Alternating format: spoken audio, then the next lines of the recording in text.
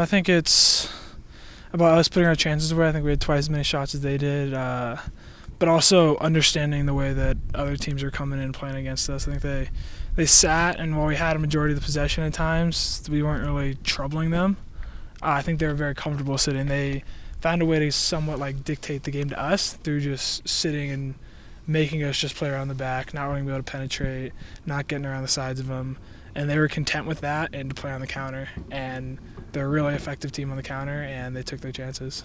Do you find that style especially frustrating that you and Sam have the speed to get in behind, but it's just kind of neutralized when they sit so deep?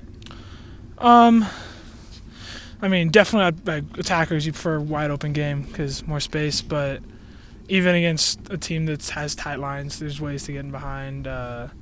There's ways to stretch the opposition and then play for a second ball or whatever. So I think it's a different look when a team sits in like that, and you have to adjust and be able to still utilize the things that our guys on the field can do. And I think we did that to a degree, but not well enough. Does that just call on more risk-taking in the type of passes that are being played? Not necessarily. I think with Chara and Paredes, they're both two guys that want you to try and play through them. Chara's one of the best team mids in the league at recovering those balls, and then springing guys like Valeria and Blanco. So it's a tough one where that's their strength and what they do well, and we haven't really found a way to put 90 minutes together against them. I think we have spurts where we're really on top, but then they get that counter, and we don't deal with the counter well. Through the first 10 games of the season, you guys have 10 points. How would you kind of like assess the first 10 games and where you are so far this season? There's been lots of positives. There's been a lot of learning moments as well. I think we had a decently tough road stretch at the beginning where playing teams that are hot, teams at the top of the league right now, all on the road, but that's not really an excuse. We want to be one of those top teams, and we got to find ways to get points there. That's where sometimes we put together a good 60 minutes, but not a good 90 minutes altogether, and teams are able to capitalize on us.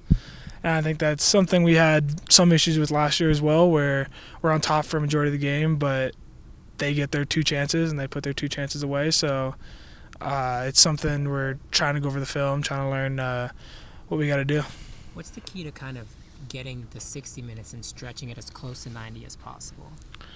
I think it's just understanding how to weather storms at times where it's like, all right, we're under it.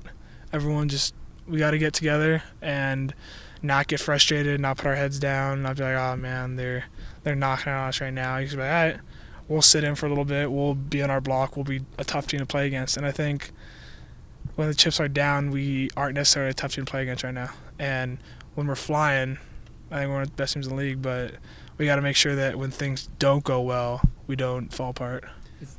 Is it still too early to be concerned about kind of the trajectory of where you guys are right now? Yeah, definitely. There's plenty of season left. We're not at the bottom of the table. We're not out of it. The team can get hot at any time and go on a streak. You saw it last year with DC, with Seattle. Teams don't always start.